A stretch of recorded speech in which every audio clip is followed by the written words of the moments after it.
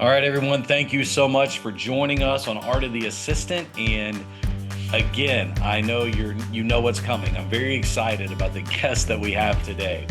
But I have been watching this man for many years and just inspired by his writing and his work and what he's done for the next generation of pastors.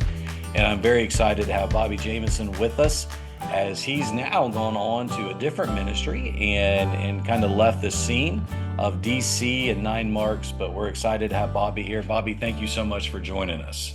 Very kind of you, brother. Good to be with you. Yeah, so we're excited today, and I'm just going to turn things over to you and give us a little bit of your history. We know you've made a transition in ministry, and that's not always easy, but that could be another podcast down the road.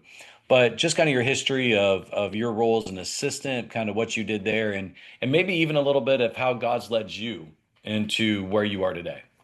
Sure, yeah. I grew up in California in the San Francisco Bay Area. I went to college in LA and was introduced to expository preaching and Reformed theology and all kinds of good stuff through Grace Community Church there. And I went out and interned at Capitol Hill Baptist Church back in 2008, right after Okay. graduating college. My wife and I are newly married, and so CHBC has played a formative role in my life for a long time. We stuck around for a couple of years, and I worked for 9 Marks as an editor, and just continued training for ministry. Then had a season of theological study at Southern and Louisville, then a PhD in Cambridge, and then we came back to DC so I could serve as one of the associate pastors at CHBC. That was 2017 to 2024, and my role there was the kind of next main preacher, teacher, staff leader, etc. Kind of a Okay. pretty strong number two type role, both Yeah. in terms of amount of teaching and preaching and kind of overseeing the church's internship, doing some staff leadership, and helping out with facilitating local planting and revitalizing. I was grateful for that role. It was a wonderful experience. I learned a ton and benefited from the church a ton and miss those saints dearly. Mm. Um, and I really appreciate kind of the shape of the role that I had, which we can talk about. It's something that I'm trying to replicate if the Lord gives me opportunity, in terms of being a senior pastor alongside an associate. But yeah, I desired to be preaching full time and kind of having that overall leadership role. And in God's providence, we applied for a couple of pastoral opportunities that didn't work out. And a friend suggested planting in Chapel Hill here in North Carolina. And the Lord brought amazing people out of the woodwork. There was all sorts of green lights from local pastors here who thought, that's a good idea. We need more healthy evangelical churches, and you'd be a good person for it. Mm. And so we moved just about a year ago. It's mid-June now. We moved in July 8th last year. Oh, okay. So we've been here not quite a year, and the church has covenanted at the end of September. So the church has existed for about 9 months. So I'm the senior Oh, pastor wow. now. I have another pastor serving with me full time, Michael, who's wonderful. He was serving elsewhere. He was serving as an associate pastor of a church in Dubai, and Mm. he's an associate pastor of our church plant. And his role here, obviously we have a smaller church, but his role Yeah. here is a lot like my role was at CHBC.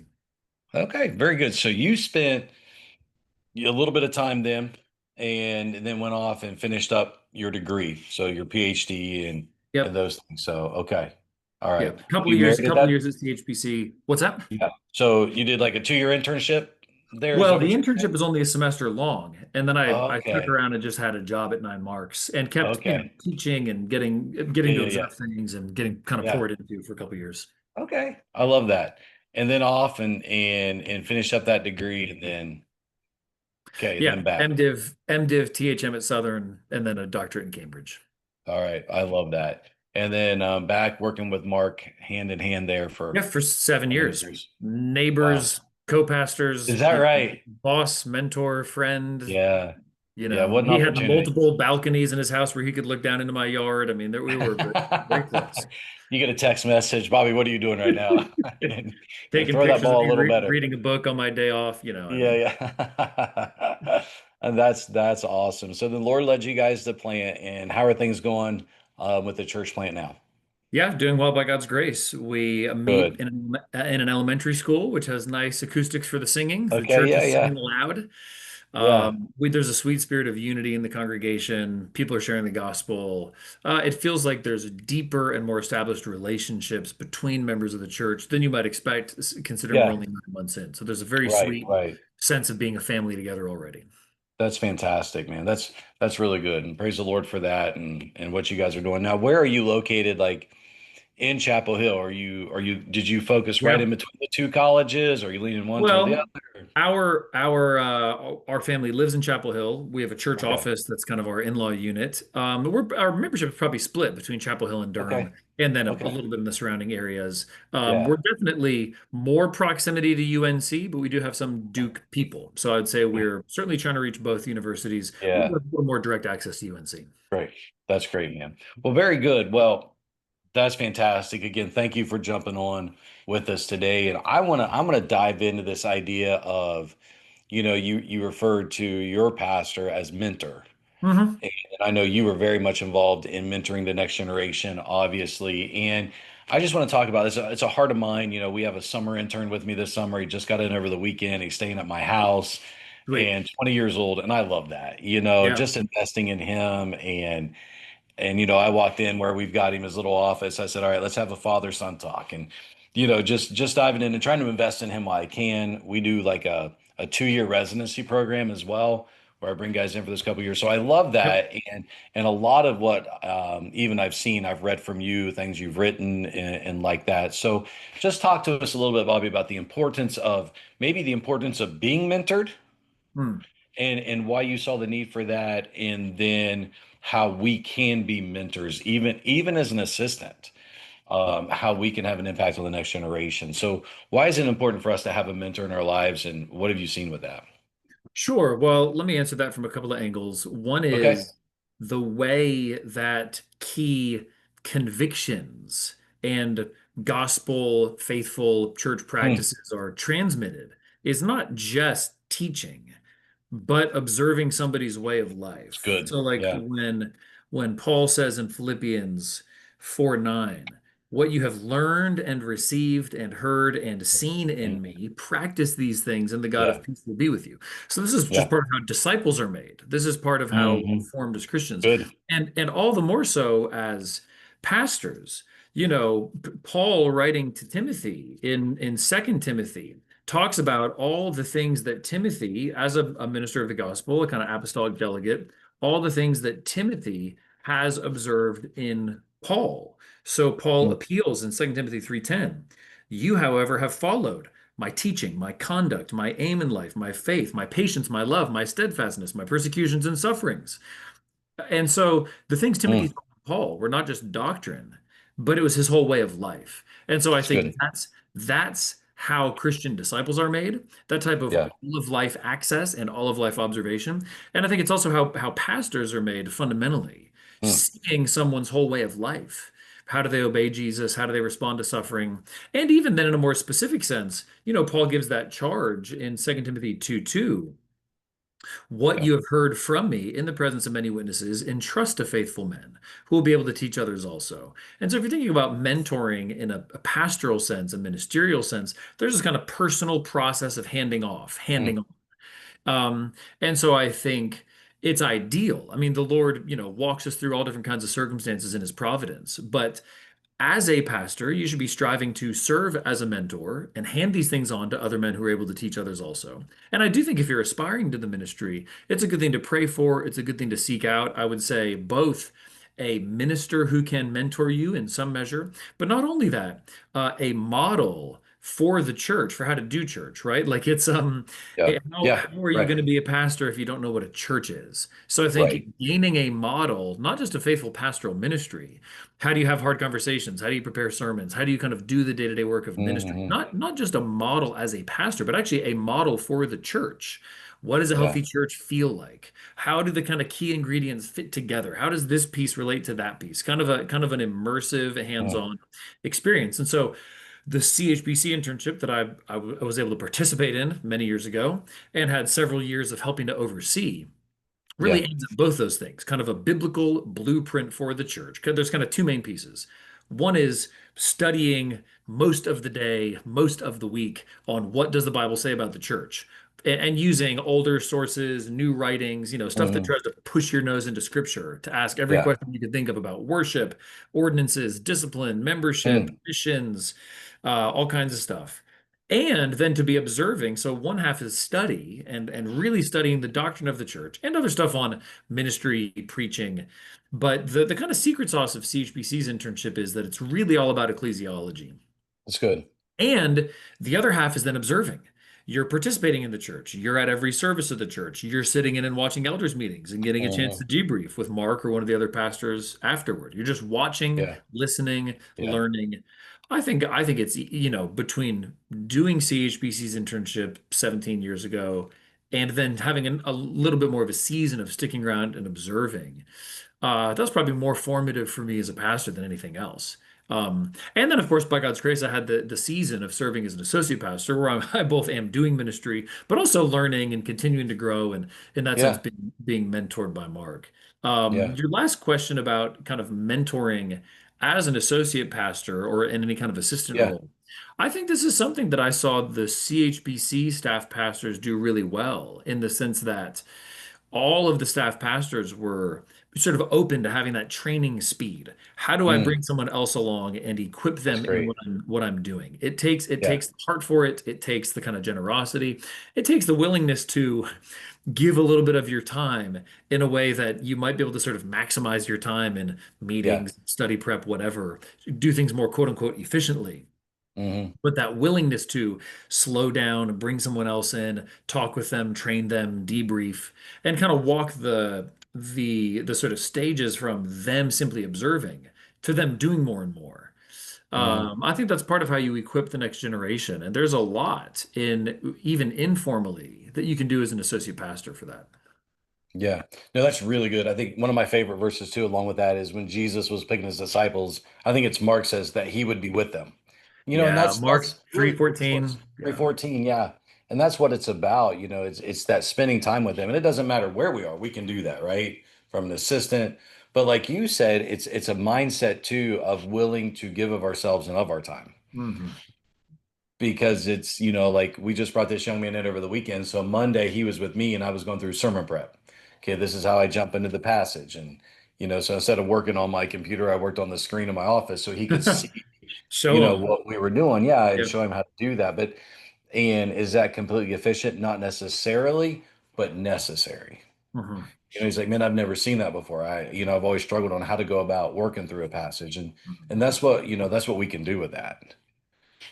Absolutely. That's part of what we've built in. We have a little mini internship we've already started in our church Oh plant. man, great. I was going to ask that. Have you guys started it already? We have, yeah, and it's kind of a $0 Awesome. approach. It's about 10, 12 hours a week. It goes for 9 months, so longer than Okay. CHBCs. So we can have the guys with us a little bit longer. We don't pay them, so they have to already have a job or be doing something Yeah, else. yeah. So it's part-time, but we have them, we try to accomplish the essence of what CHBC was doing in terms of study on the church. One Hmm. one piece that I've added that I kind of did a little bit of at CHBC, but have built in more is a weekly sermon prep workshop. So this is Okay. the pastors of the church, the interns, and even a number of guests are welcome to come. And they have to produce an exegetical outline on the passage, a homiletical outline, and thoughts on application. And so Mm, it's an hour and a half every Wednesday afternoon. And we start by just asking exegetical questions. What does the passage mean? Until that bucket is fully emptied out for everybody. And then they all present their exegetical outline and preaching outline and kind of main point. okay. How would you Yeah. articulate a main point? And then they kind of go around and I and the other pastor Michael kind of assess Yeah. them, critique them, evaluate them. Sometimes we give an award for the worst one, you know. I love And then they that. work over mine. And sometimes Okay. sometimes it results in a substantive improvement, or sometimes I'm Yeah. torn. I could go two different Yeah. Yeah. directions. So Yeah. it is an investment of time, but I've found, especially being able to do it consistently, it's a Yeah. fixed time, fixed part of the schedule. I think Right. it's improving my sermons much more. In other words, it's worth the hour and a half. It's Right. worth the hour and a I'm with half you. Yeah. just for the input I get. And all of these brothers who have to be there or who want to be there, you can see them growing. You can see them improving, the Right. kind of questions they're asking, their ability to kind of cross the bridge, get over the hump from just describing the passage to packaging it to preach it. Mm, yeah. I think we're already seeing good results because you're kind of doing the guts of a sermon, the essence of Yeah. it, Right. without Right. having to go and preach it. Right. And continuing with that word guts, that takes guts to do that because I mean you're throwing your sermon out there just to be critiqued or what do you think? And Sure. Yeah, yeah. yeah, yeah. But that's really good. Now, at CHBC, did Mark do something like that? I mean, did he read through his sermon on Saturday nights? You Did you know, go over it on Sunday he nights? I've does heard a little bit of both. he does a couple of things. So Okay. he does a sermon read through. Once he has the Yes. manuscript, he kind of sends out a blast email to a bunch of people who usually come, and he'll Yeah. read it late Saturday night to whoever wants That's to what come I've heard. and give him Yeah. feedback in advance. I have not replicated that one. That one doesn't quite work with me as well. Yeah. I'm more getting my feedback earlier in the process in that Yes. workshop time is how Yes. I do it. But Mark also Yeah. does this Saturday lunch where and it's more of a crew of friends. It's not like an official staff Okay. thing. Okay. Um, it's a long lunch on Saturday where, and it's similar. They have to prepare outlines, they have to prepare thoughts on Okay. application. It's a similar format. I've just moved mine earlier in the week so I Yeah. can use it as kind of a midweek check-in, help me get over the Hmm. hump to be forming the sermon. Because I try to basically finish my kind of study and pre-prep on Thursday and then write it on Friday. Yeah. Yeah. Yeah. I'm similar to that. And that's really good. I love that. And that sounds fantastic. So since you've already implemented it, you've kind of give us some insight. Um, so one, obviously you're talking about sermon prep and teaching these guys how to do that. And then do you feel that ecclesiology is very important in these regards as well? Yeah, that's right. So the main thing they're doing is reading, older works on the church, newer works on the church, things that get at membership, discipline, congregationalism, the regulative principle of Yeah. worship, uh, trying to get a biblical vision of the church. And they'll do readings, write short papers. I read the papers. We have a discussion every other Thursday afternoon just to let the topics Okay. kind of bundle and accumulate a little bit. And yeah, I think they would say, the guys who just finished would say it's very much kind of here's what the Bible says a church is. That kind of gives you a target to aim at as a Hmm. pastor, a kind of direction, a kind of compass bearing to know what it is you're trying to build under God. So Yeah. and I do think the practical stuff is helpful. They get to Yeah. sit in and observe elders meetings now that we have a kind of fully functioning eldership. They attend every meeting of the church and we have a service review. So I guess if you go throughout the whole week, the kind of distinctive internship elements, there's one or two reading and writing assignments each week. There's Okay. attending every public gathering of the church. Yeah. There's a service review lunch on Monday, followed by a brief staff meeting. And then Okay. there's the sermon prep workshop on Wednesday and every other intern discussion. Okay. So observing the church, studying the church, the Yeah. sermon, discussing and reviewing, then Right. the sermon prep piece. Okay. So like if you were if one of these guys were sitting in an elders meeting and then the elders meeting is over, you're talking about debriefing. Is that where someone will sit down with them and say, okay, let's talk about what happened or who said what? Yeah, so we've only just started. We've only just had a couple of elders meetings, so we haven't Okay. had kind of as much of a need. But if I Right, think right. back to CHBC, yeah, those CHBC elders meetings are many hours long. They're full of all kinds Yeah. of stuff, Yeah. and so it would be typically Mark, but if he was gone, it might be me or another pastor, just kind of giving an hour the next day to just, you Okay. know, any questions you have about what this issue was, or even more process. How did the elders think through whether to address this issue? Yeah. Pastoral hard cases. I mean, yeah. So very much helping them process what they'd seen. All right, that's great. Yeah, that's just, I mean, that's just practical. I think that's just so good because it's practically working with these guys and these young men and they feel like they have the freedom to ask these questions or Yes, why. and it's also trying to get at like we would want them to read. They would get kind of most of the elder packet or a big chunk of it. Obviously, some Hmm. stuff's sensitive just for the elders, but they would get Yeah, as much right. as we thought, kind of confidentiality, discretion could Hmm. kind of permit. Yeah. And we would make it a read requirement. Like you're meant to read through this, you're meant to pray through this, you're meant to come to this meeting to observe as if Mm. you had a voice and a vote. Because Lord willing, one day you will. You're going to be Yeah. dealing with all this Yeah. stuff. And Yeah. um, and so we wanted them to be invested observers. And I do think them Mm. kind of having to wrestle with these issues. How would you vote? How would you decide it? Absolutely. Yeah, it's a very engaged kind of observation. Yeah. And so starting off then, man, some of these guys are listening and maybe, man, we don't have the financial resources. I wish we could bring somebody in, or maybe there is a little bit there they can help. Yeah. Um, Obviously it's something you would highly recommend. Yeah, well, I like the way you're doing. I think kind of what you're doing and what I'm doing are two of the easiest kind of low cost options. Right. In the sense, if you have a college age guy who has a free summer, that is a great way to just take a guy, particularly if he can get some teaching experience, s- you know, Hmm. maybe give him a evening sermon series or Yep. something, or Yep. midweek or whatever it is. I think a college age guy who has serious potential for ministry, a summer can be a good fit. If you've got a bedroom for him, if you've got a little spare money for books, you can feed him Mhm. on the cheap. Let's go. Yeah, Uh, yeah. and in our case, we pay for books out of the church budget, and Hmm. to go to a conference or two, state convention, that kind of thing. Yeah. But it's only a couple $1,000 basically, Right. to pay for a Right. couple of interns for the Right. books and everything. And so Yeah. that's virtually no cost. Yes. And so I would say if you can get guys part-time, obviously it's wonderful to be able to do a full-time Yeah. residency if you've got Yeah. housing, if you've got a stipend you can give. But yeah, if you've got very little money, I think by God's grace, our kind of first class we just did, I think already bore a lot of fruit, That's awesome. was really encouraging, virtually Yeah. no cost. The main cost is just the time. Yeah.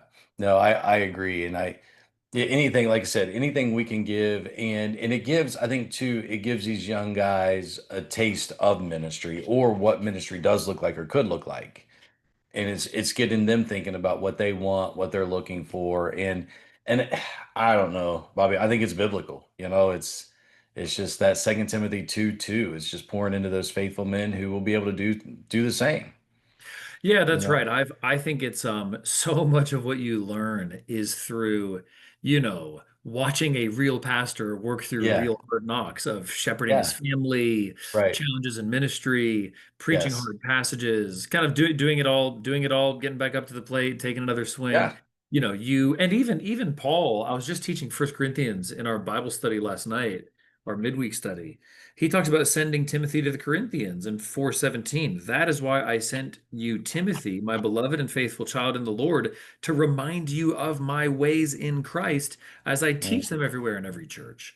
So that's even mm. how Paul is trying to kind of disciple the Corinthians from afar, to send them as someone he has mentored who will help to Wow. then replicate those things in them. So That's really good. I've seen that verse 100 times, but I've never looked at that. But yeah, you're right. He knows his ways. That's right. Which is Paul Christ. teaches Yeah. his ways. Timothy Yeah. knows Paul's ways. And of course, the point is not Paul, the point is Christ. The Right. whole Christ. catalog Paul's just given in First Corinthians Yeah. 4 is all of his sufferings for the gospel. Yeah. He's walking in the way of the cross. Timothy's seen that. Timothy knows that. He's going to go tell these worldly Corinthians how to do that. Yeah. That's really good. No, I love that. And yeah, it's exactly right. And that's what it is all about. That's fantastic, man. Well, I love that you're doing that and continuing that on. And I hope this catches, I don't know. Sometimes you feel like, man, we're the only ones doing it. And I'm sure there's more doing it, but I think there's a lot more that could be doing it.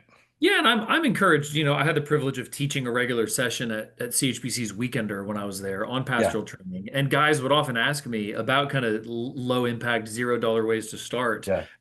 I'm grateful for the opportunity to kind of do that myself. And I think Yeah. if anybody out there wants to see our little curriculum or whatever, I'm happy to share it. It's pretty simple. Yeah. Again, it's not as deluxe as kind of all the stuff that CHBC Right. does. Right. But those guys also get more access to me and Michael as pastors. We're Yeah. we're not as busy. There's not as many people to shepherd. Yeah. They get really an up close and personal view of kind of everything going on. So Yeah. it's very all access. Yeah. Yeah. I love that. And I think there's something to what you said, even about watching us parent or watching us just be who we are. So this young guy comes in Friday night. So Saturday, it's my wife's birthday. So she wants to go to Pittsburgh. So we're only about an hour and 20 minutes from Pittsburgh. Well, there happened to be a baseball game going on, an arts festival, con. There was so many people there. It was a mess.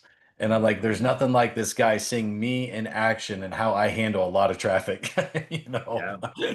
And Oh so yeah. I made that comment in church, and Nope. people are coming up Nowhere to to me hide. saying, yeah, what did Pastor say when he got mad at a car? They're trying to get the inside scoop. But the point is, even with our kids, they're watching that and they're learning, whether good or bad. Man, I'm not going to do that with my kids, or I want to make sure I do this with mine. I think that's all part of it, as we're Mhm. with them and they're seeing that and seeing us, like you said, a part of us in action Mhm. with it. So I think that's fantastic. So Bobby, I want to keep this going. I've loved this. This has been great. And if we have, I love your openness and candor with that. So I'm sure if any of these guys listen and have a question, they can reach out to you. And Yep. yeah, that's awesome. And I know, knowing you have it structured, written out, and you're ready Sure. to go. That's awesome. Info at trinitybc.church is kind of our front desk email. Okay. Perfect. Perfect. So let's talk about your days of editing. Let's talk about writing a little bit, because Sure. I've really appreciated your published work and the things that you've put out there. And It's you've thought through it. You've done a really good job. You're just not putting it together. And I think in the day and age of Instagram and vlogging and all of that, we've lost a little bit of the way the blog used to be or where it was. But I still hear every now and then the importance of emails and making sure, your church family's hearing from you or they're getting those emails and we're putting some things in print or putting some things in writing. Do you think that even today it's important, even for a role of an assistant, to put something out, whether it's to the college kids youth group or even to his church, of making sure we're putting things in print and we're writing? That's an interesting question. One thing it makes me think of is that, again, something I saw done really well at CHBC and that we've been glad to replicate is if you're thinking about ways to communicate with the whole church, I really like having a whole church prayer meeting. Hmm. So this is not the direction you're going, but if it's trying to get at something similar pastorally, No, I like it. um, so CHBC, there's a 5 p.m. prayer service every Sunday. That's another gathering of the whole church, and that Okay. members are expected to attend. And that's more focused on sharing ministry opportunities, updates, interviews, missions partners, and then a whole bunch of prayer requests that both come out of the Okay. shared stuff and that a pastor will just assign out. And so it Hmm. really does focus on prayer. And then there's a short devotional teaching, like 15 minutes, one verse, rotating cast of younger up and coming preachers. Yeah. And we've essentially replicated that with minor tweaks for our church plant. And I would just say, I think as a venue for whole church communication, that kind of face to face ability Mm. to kind of get up and share. So I think about Jamie Dunlop, particularly in DC with people working in the government. Jamie's an associate pastor at CHPC. Yeah. He has kind of like a little mini sermon he gives in June for quote unquote Pride Month. Mm. Because so many people are having to address this in their workplaces and it's kind of, it's in the airwaves Yeah. and he gives a kind of little mini teaching that's really good, really thoughtful, Mm. 5 points, all anchored in scripture, boom, boom, boom. And Jamie will do different little teaching things like that in different contexts. So at least before I left, Jamie's preaching a lot now that I'm gone, but before I Yeah. left, Jamie Yeah. didn't preach much. But Okay. Jamie had these ways of communicating very thoughtful teaching, Mm. very Mm. tailored to the congregation. And it was either in the evening service or a members meeting whenever he had a slot to give the financial That's update. really good. He was the more administrative pastor. He would So kind of let me, work through a different teaching point. yeah, yeah. So interrupting with that then, I did a book, wrote a book for assistant pastors, and one of the things I said with sermon prep, it's hard because, like you and I, you're going to First Corinthians Wednesday, and Yep. what are you preaching through on Sunday? Gospel of Mark about halfway through. Okay, so you're halfway through Mark. I'm about halfway through Luke. I know chapter Hmm. 12. I'll be in chapter 12 Sunday. Yeah. But as an assistant, that's hard because it might only be once a month, Yeah. or and so it's hard to keep that flow going. So you even with that, then coming in, you've expressed a value then using just teaching a topic or teaching something that's prevalent.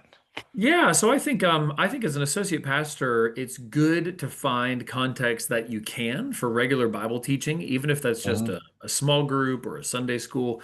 But I do think based on your gifts and the needs of the church, it might be that there's ways you can study and learn and grow and put things together that can serve the whole church in different contexts. I mean, Yeah. I guess another one is if you have an adult Sunday school, it's a really rich opportunity, particularly maybe developing new curriculum, you yourself kind of Mm. learning, studying, sinking your teeth into something longer Yeah. term.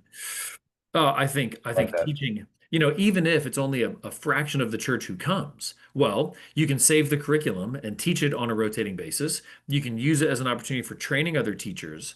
And even like if those manuscripts can circulate among the church, it becomes a resource. Maybe only Yeah. 20 people came to the class. But if you keep the Yeah. manuscripts, people can access it, learn from it. So I think That's you good. know, Yeah. teaching kind of high caliber stuff in an adult Sunday school could be a really good outlet as an associate pastor. On the writing question, I certainly those kind of pastoral updates, letters, kind of communication with the congregation can be used wonderfully. I just, Hmm. I wonder about in our day of like oversaturated email inboxes, newsletters, Substack, junk email. It can be hard to get people's attention if you're wanting to do something Right. that'll take 5 or 10 minutes to write. it can be pretty tough to get a high click-through rate or a high everybody's reading the whole email. Yeah, yeah, yeah. So I think writing is a little bit more of a niche kind of Okay. skill or approach to ministry. It certainly helps. It's a helpful Yeah, but I like, yeah, if there's a teaching context that in principle is open to the whole church, that's or just great. ways of sharing with and shaping the whole church, Yeah, like a prayer yeah, meeting or members meeting. yeah. So like with you planting the church, you're seeing them in that face to face. Nothing's better than that. Just getting together, teaching, preaching. It is well, and to have a whole church prayer meeting, we've had kind of Q&As on missions philosophy. Hmm. We've had conversations about biblical counseling. There's even been other topics we've been able to kind of That's address, like great. maybe me and Michael kind Yeah. of sharing a bit more, opening up to the congregation, inviting their questions. So I think there's Yeah. also yeah, there's things you can do in that live face-to-face context of kind of informal teaching. I love that. Now, when you're preaching on Sunday or on your Wednesday nights, do you put handouts out to people? Or are you just teaching or how We do you do do it? we do a handout for adult Sunday school. We don't do it for Okay. Wednesday night or Sunday. Wednesday Okay. night's more inductive. We have verses up on a whiteboard. And so Okay. me I or love it. Michael will Yeah. be scribbling on it, Yeah. making That's my connections, favorite. Yep. underlining. Yep. So that's the kind of whiteboard method which I like. Yeah. Um, I might very, very, very occasionally put an outline or something in a bulletin, but Okay. I want to lean toward in the preaching the kind of direct encounter with the Lord through his word. And the So word of God. I Yep. know that many people take Man. notes. I'm fine with that. I'm not Yeah. going to encourage it because I don't want people to feel in any way obligated. For Yeah. some people, it could be a distraction or a hindrance from just experiencing the Lord through His Word in the moment. Right. So I want to preserve as much as possible the format of the living Word through the living preacher. Amen. You're hearing it. That's Yeah. that's the thing, that's the Yeah. thing we're doing. Yeah. I just wrote that down. The emphasis is to give our people a direct encounter with the word of God.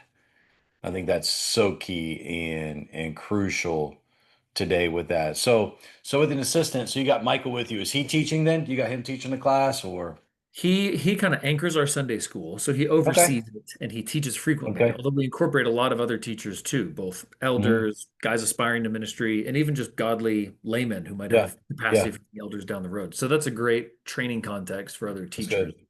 So Michael oversees Sunday school. I will preach about he preaches about a quarter of the time and does Bible study about a quarter of the time as Okay. well. Very good. All right. So coming back in, so he kind of oversees the Sunday school, and then you guys are using that as opportunities for guys to teach. Exactly. And our evening devotionals as well, which we kind of parroted from CHBC.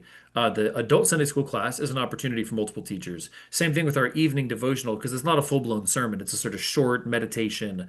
We'll give counsel and equipping on the front end. We actually even want to read through the brother's notes or manuscript ahead of time. That's our kind of standing requirement. Okay. I like If that. you're That's really good. if you're anybody but a full-time preacher, we pretty much want Yeah. to read your manuscript, give you feedback on the front end, and then they can come to service review if they want, or we will especially make sure to give them feedback that comes out of the service review as well. That's man. That's important too, and their willingness to listen to that and hear that. But that's all growth, right? Yeah. And it's teaching and that's helping them grow and helping them whether official intern or just somebody in the church growing. Man, that's all. Jamie, this has been fantastic, Bobby. Thank you so much for Sure. this information and for sharing all of this. And so one other question, and I'll finish up with this one. What would be some advice you would give? Let's say there's an assistant pastor listening and he was like, my pastor he's not much of a mentor. He doesn't understand he needs to take time with me. I feel like I'm on my own. The only mentorship I'm Yeah. getting is by listening to this podcast, whatever. What are some things that you could encourage them to do to even help grow? Or is there a way they maybe reach out to another pastor? Would you recommend who would be willing to pour into them that's not their pastor? What's your thoughts on that? Yeah, that's a good question. Certainly pray. Um, I think it can be good at least to have like-minded pastors who, whether they're an assistant or senior pastor elsewhere, who you resonate with philosophically, who kind of understand your situation, particularly if there's somebody who's not in your church and who can help, not that they're like playing Absalom at the gate and like leading your heart away from Right. your senior pastor or anything, but that they Right, can just right. they can counsel you, they can encourage you, they can give you Yeah. advice. It'll hopefully help you serve better where you are. I can certainly think about. kind of associate to senior pastor relationships that were, yeah, more distant, not as personal as they wanted, led to a Right. hard working relationship. And I do Right. think that's something to kind of keep a close eye on that could could be best resolved eventually by moving on to a different ministry. It's Okay. hard. If Okay. the it's yeah, not to say it just depends. It depends on the degree of It's frustration. hard. I know. I It's know. hard. So yeah, you're kind of looking to supplement something. I mean, of course, you might have unrealistic expectations, but Right. I do think yeah, it's hard. What do you say to these? I mean, I was blessed. Mark was very open and very deliberate about kind of building in time for more Yeah. personal Yeah. conversation. Um, what do you say to the associate or assistants? Yeah, I mean, I'll jump in. I think sometimes, again, like you said, it's what you're looking for is an unmet expectation. But I think sometimes, if by listening to this podcast, you would have to look and say, man, I could see where being mentored would have so many advantages. Where you're truly learning. I was on a Facebook page one time of young men in ministry and asked them how many of them out of about 2,000 felt like they were mentored when Hmm. they were assistants, and 70% said they were not. Hmm. And again, but what does that mean? But I think sometimes, like you said, as pastors, we bring in an assistant and they're busy. A pastor is busy. He's got this going on, that going on. Yeah. Look, I hired you to do your job, not just do it. And Yeah.